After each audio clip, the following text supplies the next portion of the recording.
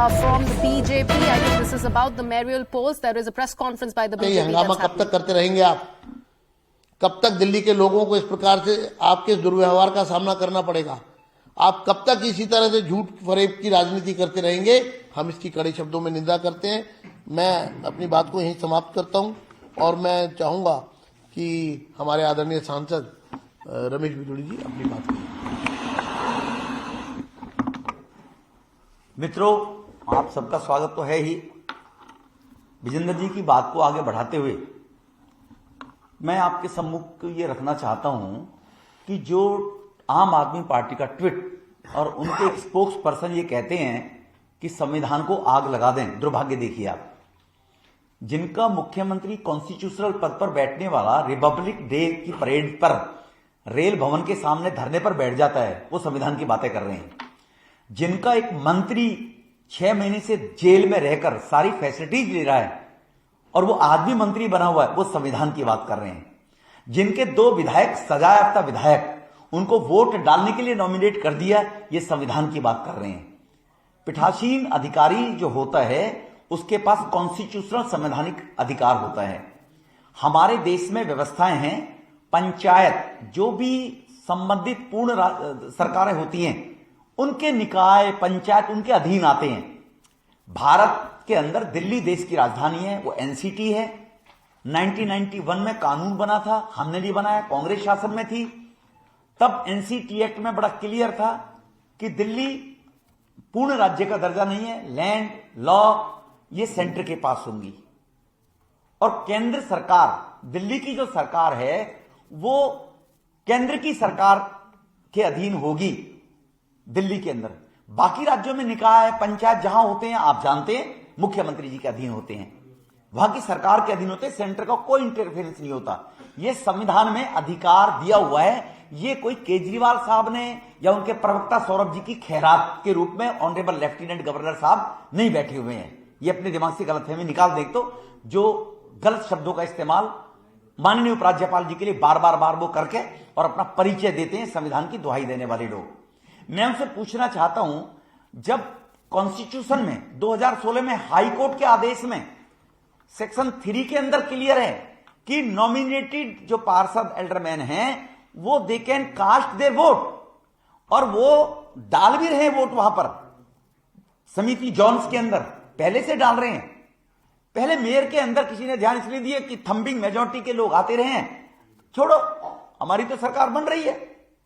अब ये thumping majority में 151 आने के बाद भी डर रहे हैं चुनाव से। हमारे 7 सांसद हैं, 10 एल्डरमैन नॉमिनेटेड हैं। अगर वो हमारे मान के चले तो वैसे तो कॉन्स्टिट्यूशन सब, एक विधायक है, हमारी गिनती तो 121-22 बनती है, आपकी तो 151 बनती है। तो 121 वाले से 151 वाला चुनाव लड़ने से क्यों डरता है जी? क्यों कॉन्स्टिट्यूशन की दुहाई देकर लोगों को गुमराह करना चाहते हो? क्योंकि आपने जो टिकटें बेची थी 50 लाख 1 करोड़ में, जैसे मीडिया के सूत्र होते हैं, हमारे पास भी कुछ सूत्र हैं। केजरीवाल साहब के पास भी सूत्र आते थे कि मनीष सिसोदिया गिरफ्तार किए जाने वाले हैं, तुरंत सूत्र बताते थे ना केजरीवाल साहब को। हमारे पास भी सूत्र हैं कि जिन लोगों को मनीष सिसोदिया जी, ब्रजेश पाठक जी ने टिकटें बेची थी 50 लाख से 1 करोड़, ऐसे कम से कम 50 से 55 पार्षद जीत कर आए हैं। वो कहते हैं कि तुमने टिकट दी, हम जीते, हमें 1 करोड़ रुपया हमसे लिए गए, 90 लाख लिए गए, हमारे पैसे लौटाइए, हम तब वोट कास्ट करेंगे जी, हमारा पैसा लौटाइए, हम जीत कर आए हैं जी। इसी कारण आपको ध्यान होगा डिप्टी मेयर के भी नॉमिनेशन इनको डबल ट्रिपल भरने पड़े और बड़ी मुश्किल से 2 दिन की जद्दोजहद के बाद एक का विड्रॉ कराना पड़ा था जी। तो कुछ तो मजबूरियां रही होंगी ना। तो इसीलिए आप जो बार बार ये आरोप लगाकर भाग जाने का काम करते हैं कि दूसरे के ऊपर थूक और भाग जाओ, वो पर आप तुम्हारे पीछे पीछे भागता रहेगा। तो आज तक जैसे भी नेता प्रतिपक्ष रहे विजेंद्र जी 5 साल पार्टी के, उन्होंने कहा है कि दुनिया की रूलिंग पार्टी ने आज तक कभी भी हाउस को डिस्टर्ब किया है क्या? पहले दिन उन्होंने शुरुआत की, आज फिर उन्होंने शुरुआत की। अगर आपके पास 151 पूर्ण बहुमत है, और सबसे बड़ा दुर्भाग्य देखिए कितने झूठे लोग हैं। इनका आज प्रवक्ता कहता है कि भाजपा के सांसद पार्षद दिल्ली से बाहर थे, वो आए नहीं, उनको तो पहले से ये देखो कैसे गुमराह करते हैं गरीब शरीफ लोगों को, दिल्ली वालों को, कि उनको मालूम है चुनाव कराएंगे ही नहीं हम। जिम्मेवारी के साथ में बात केजरीवाल साहब, मनीष सिसोदिया बोले और एमसीडी के रजिस्टर में चेक करें कि भारतीय जनता पार्टी के 7 सांसद, 1 विधायक और सभी 105 पार्षदों के साइन है नियम पर जी। तो ऐसा झूठ बोलकर भागने का जो इनकी प्रवृत्ति है, तो इसीलिए दिल्ली के लोग जो मेयर का इंतजार कर रहे हैं, दिल्ली के डेवलपमेंट का काम शुरू हो, एक और भय हमें लगता है, वो भी सूत्रों से जानकारी मिली है कि कहीं मेयर जो बन गया पूरी दिल्ली का आम आदमी पार्टी में, और आज विड्रॉ करने के नाम पे टू कर रहे हैं, कहीं मेयर बन गया तो इक्वल मेरे खड़ा ना हो जाए और केंद्र सरकार की दी हुई योजना पैसा निगम के माध्यम से वो कहीं मेरी बराबर ताकत ना बन जाए।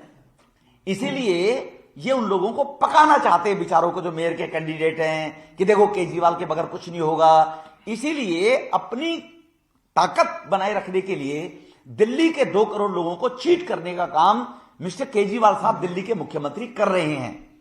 ये मेरा उनसे सवाल है कि आपके माध्यम से 131 के हाउस, 151 का हाउस वाला क्यों वोट डालने से डर रहा है? फिर कहते हैं हम सुप्रीम कोर्ट जाएंगे। हमने कब मना किया? लोकतंत्र में कोई कहीं भी जा सकता है। किसको मना किया? आप गए भी थे, आपने विड्रॉ भी सुप्रीम कोर्ट से की है, किसने मना किया है? आप सुप्रीम कोर्ट में जाइए, अर्लियर डेज में जाइए केजरीवाल के में कि मशीनों में गड़बड़ थी, मशीनों में। तो अब पार्षद आपके काबू में नहीं है, तो ये फिर भी कह सकते हैं देखो भाजपा ने पिछले चोर दरवाजे से अपना मेयर बना दिया। भाई कोई अपनी अंतरात्मा से वोट डालेगा अगर और भाजपा का मेयर बन गया, तो इससे बड़ी एम्बेरसमेंट दिल्ली के मुख्यमंत्री के लिए नहीं हो सकती है कि जिसकी लास्ट इलेक्शन में 57% वोट मिली और अब एमसीडी में 15 साल की एंटी इनकम्बेंसी के बाद भारतीय जनता पार्टी को 39% मिली और केजरीवाल साहब को 42% वोट मिली है। केवल 42% नहीं है, 57 से 42 आप आ गए हैं। तो इसीलिए वो भी भय केजरीवाल साहब के अंदर है। तो इसीलिए दिल्ली के लोगों के साथ में विश्वासघात करने का काम दिल्ली के मुख्यमंत्री और उनकी मंडली कर रही है जी। मल्होत्रा जी, हमारे महामंत्री एक महत्वपूर्ण घोषणा करेंगे।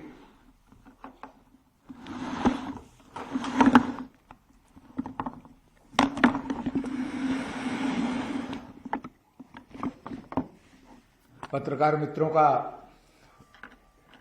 बहुत बहुत अभिनंदन है।